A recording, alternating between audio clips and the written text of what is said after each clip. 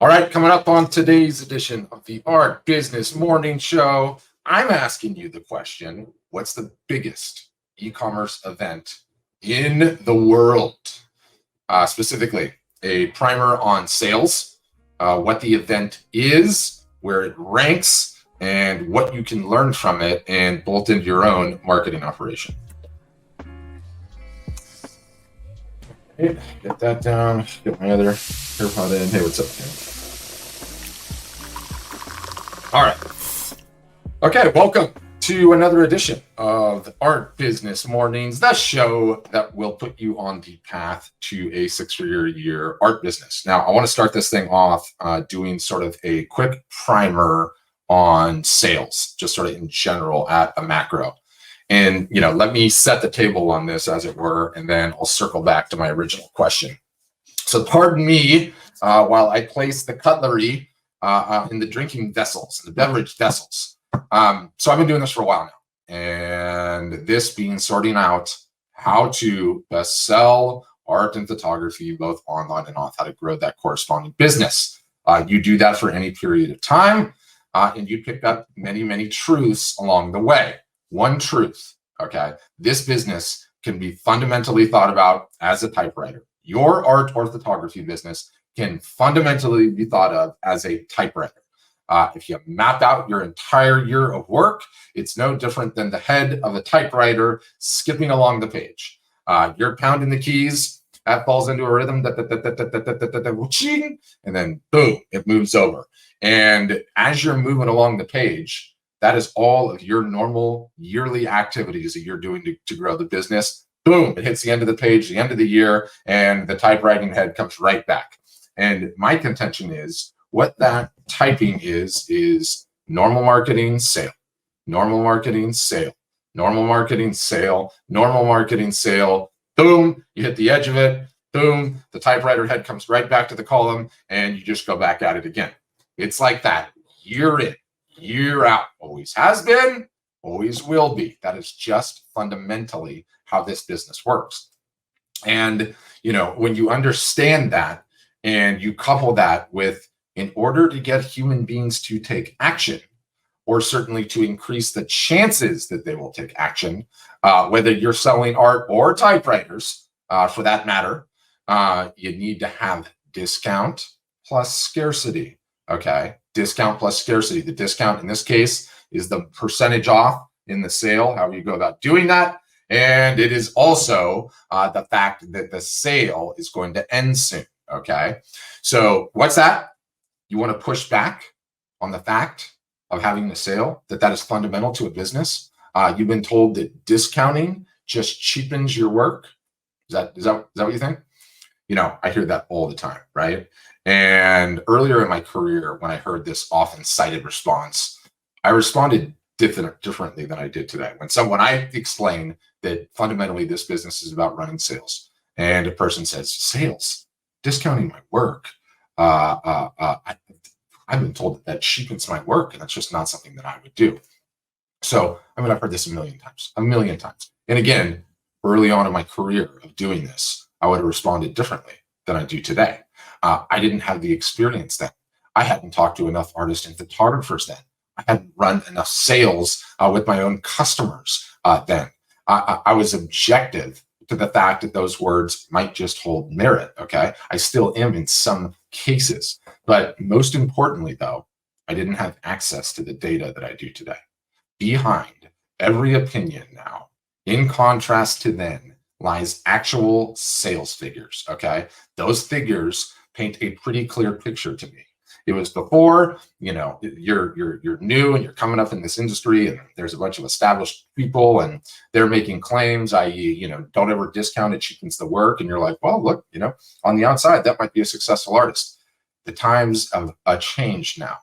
With going on 5,800 customers, if somebody says something like that, I immediately go and look in their back end and see what they've sold. I see what they sold for their lifetime. I've seen what they sold in the last month. And I quote, in religion and politics, people's beliefs and convictions are in almost every case gotten at secondhand and without examination from authorities who have not themselves examined the questions at issue, but have taken them secondhand from other non-examiners whose opinions about them were not worth a brass farthing, end quote. Now, I'm making one slight alteration to that Mark Twain quote in religion, politics, and selling art. Early I alluded to the numbers based on opinions. The numbers behind this opinion, discounting my art cheapens my work 9 out of 10 times, and 99 out of 100 times. If I look at the data behind those positions, behind those opinions, i.e. the person that has that opinion, how much have they sold? They barely even sold a brass farthing or two, okay? I have seen conclusively that the people that hold that opinion near and dear to their heart are the ones that are selling the least amount of art, the least amount of photography, okay? I often cite the only 2 brands I am aware of that don't discount, and it's Tiffany's and Louis Vuitton. Don't know of any others. I also cite, especially now that I've been through this the first hand, the minute the price of a piece of artwork exceeds $10,000, i.e. you are starting to target the HNWs, the high net worth individuals, that is when the real discounting starts. High net worth individuals, aside from those in the inheritance business, did not become high net worth individuals as a result of paying retail, okay? As a result of paying retail. They negotiate like crazy. So it doesn't matter whether you're on the small scale or you're at the very, very top of the chain or anywhere in between. Everyone is discounting, okay? It's not cheapening anyone's art. Whoever came up with that opinion first, I don't know where that generated, but my guess is it was from gallery owners that didn't want artists selling in the first place. So, okay, it does not cheapen your art. That is nonsense. Back to our typewriter. Normal marketing, sale. Normal marketing, sale. Normal marketing, sale. Okay, that's the case. What are the sales? We all know about the meat and potato sales, right? Mother's Day, Father's Day, Black Friday, Cyber Monday, Christmas. You're a nature photographer and you're having a sale for Earth Day, right? We all know about those. Everybody knows about those sales. Everybody has those things on their calendar, right? We're all running those sales, aren't we? Oh, Patrick, discounting's gonna cheapen. Don't even get me started with that nonsense. Okay. In the last episode that I recorded on this show, I talked about this notion of the collector list, okay? And I'm really hot on this thing. I'm mega hot on this topic right now. Also in that episode, I talked about this notion of how would you value an art business? If I was to buy your art or photography business from you today, how would we come up with some sort of equation that values the business, that puts a price on it such that, I could buy it from? And without getting into the weeds on that particular topic, let me tell you where the genesis of all of this is coming from.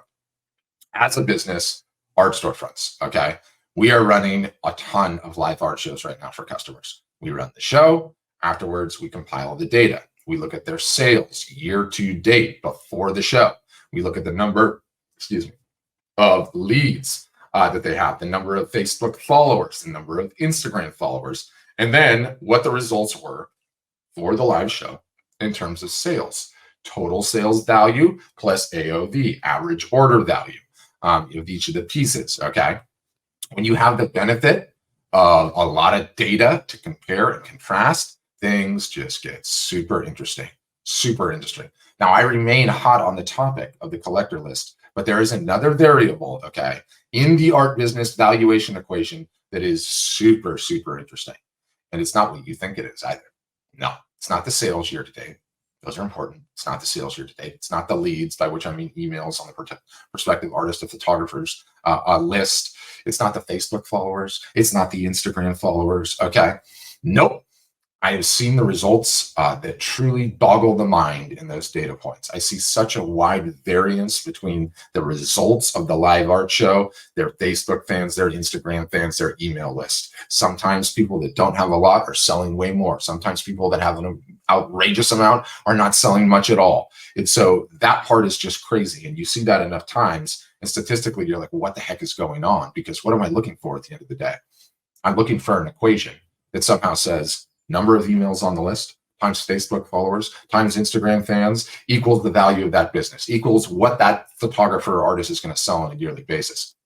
What's interesting though, okay, when you look at this whole thing, is the most important metric, okay, that I'm finding in addition to the collector list and how well that thing is taken care of, okay, the most important metric that is going to be predictive of what that particular business is going to do in a year, it's the number of sales run a year. That's it. That's it. How many sales did the artist or photographer in question run in a year? I think that is the first or second most important metric predictive of how much revenue that artist is going to earn in a year that I can get to. And it's completely imperfect. It's a multivariate equation, but it is just so critical. And is that really a surprise? Is that a surprise to anyone? It shouldn't be, right? I mean, it's maybe a little bit counterintuitive, but it shouldn't be. Sales run properly, okay, with all of the trade craft and knowing how to do it, are massive marketing efforts. They take practice, they take know-how, they take experience. In a word, they're just marketing. And what do we know about all artists and photographers? Number one, you suck at marketing. Number two, you don't ever do it consistently, right? You don't ever do it consistently, and you don't do enough of it. So what's awesome about that is there's such a tremendous opportunity in just getting people to run more of them. Okay, no matter how good you are, no matter what your subject matter material is, or you're an artist, you're a photographer, where you are in this country or others, if you just ran more of them, it would make a huge impact. And when you study, okay, GMV stands for gross merchandise value. And for a company that hosts artists and photographers' websites and businesses, GMV is essentially the sum total of everything our customers sell on their website. Okay, we study this very closely. We study this all the time, right? And when you do that, oh boy, does it become clear. We have a 365-day-a-year calendar. It advises our customers what to do. Shocker here, but I see a huge customer-wide spike in GMV every time we have our customers run a sale. Regular marketing, sale. Regular marketing, sale. Regular marketing, sale. It's just that important, right? It's just that important. So, okay, you're tracking with me. We have our meat and potatoes sales days. Great, the ones that we all run. Should we just stick to those though? And that's our whole year, marketing, sale, marketing, sale, marketing, sale? Absolutely not. Absolutely not. If we know that the number of sales run is pretty much the first or second most important metric in our business, then it stands to reason we need to get creative on how to get some more sales events going into our yearly effort. We can't rely just on Mother's Day, Father's Day, Earth Day, Black Friday, Cyber Monday. There's not enough of them in there. There's just not enough of them in there. So, as it turns out, the question we need to be asking ourselves is, how do we get more sales events, call them reasons, excuses to run a sale, into our yearly marketing? It's probably the most important thing that we could be doing. I'm saying, stop that. So that tees me up nicely, I think. Back to my original question. So what's the biggest e-commerce event in the world? Oh, wait, does anyone know? I'm going to look in the comments. Does anyone know? I'm not seeing anybody. I don't expect you to get it. No one usually gets it. I think I've asked like last week when I gave this presentation to a bunch of our customers on a office hours Zoom session, and no one got it, but one person got close, which is Randy. Shout out to you, Randy.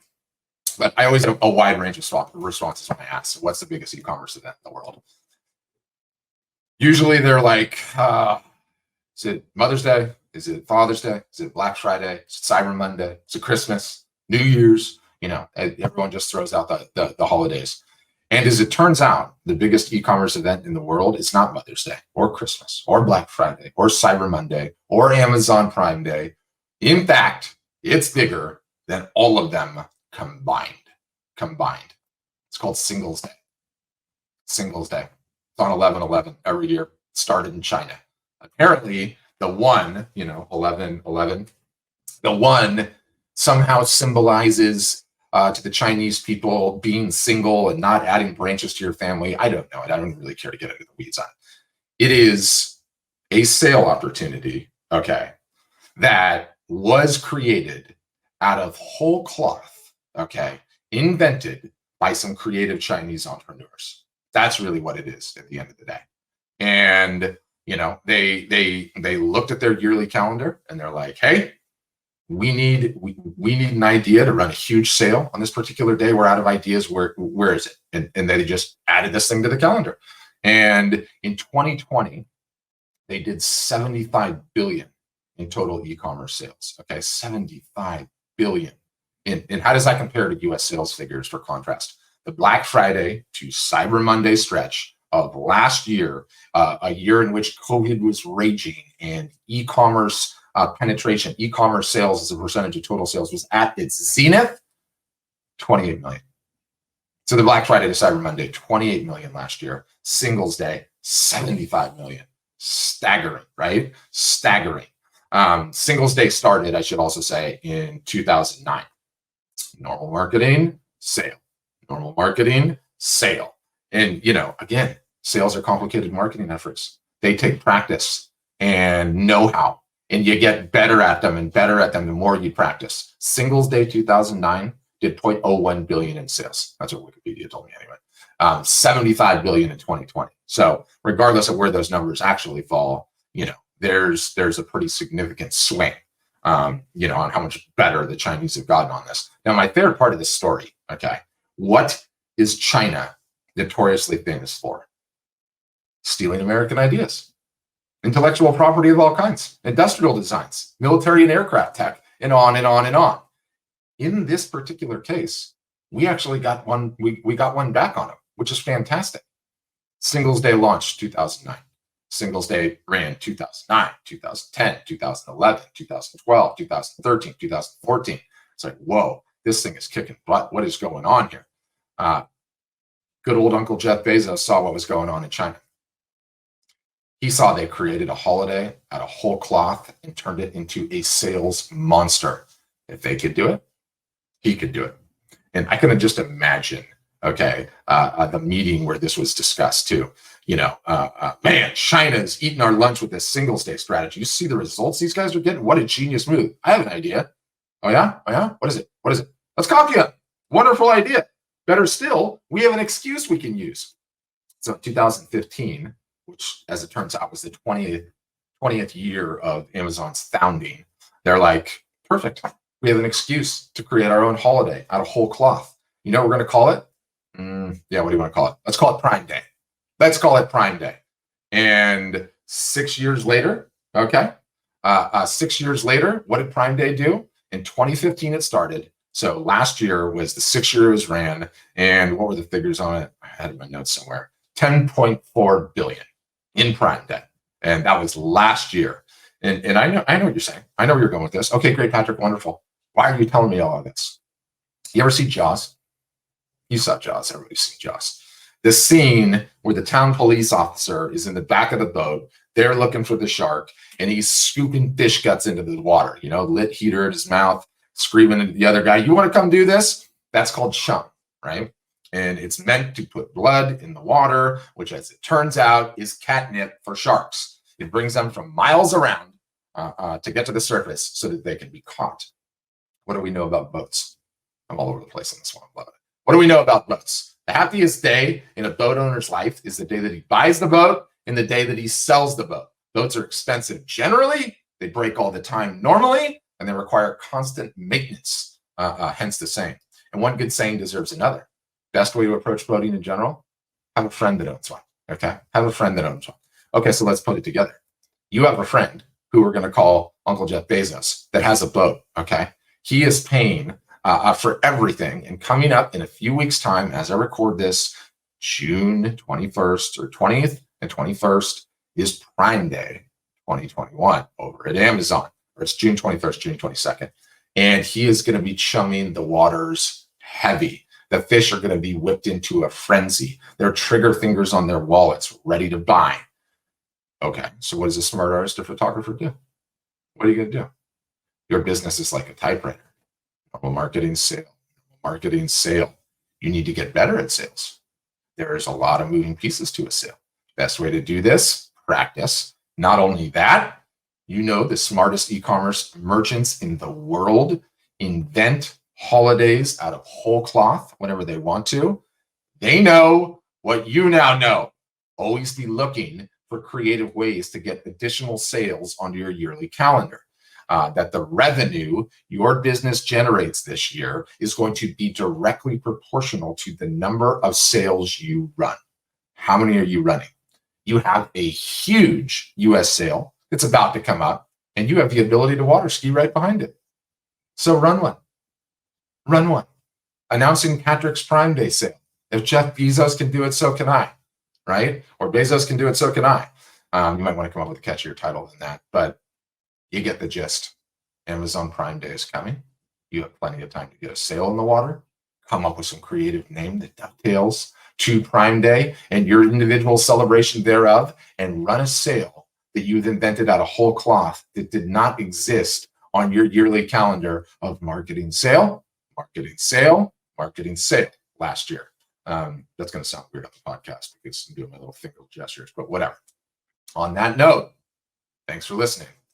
And as always, have a great day. Gotta get back to my stream. Christmas in July money, I like it. Side note, I did have a boat in college. I bought my roommate. Bought it in the middle of winter, sold it in the middle of summer for a profit. That never, ever, ever happens. Anyway, thanks for listening, you guys. Have a great day.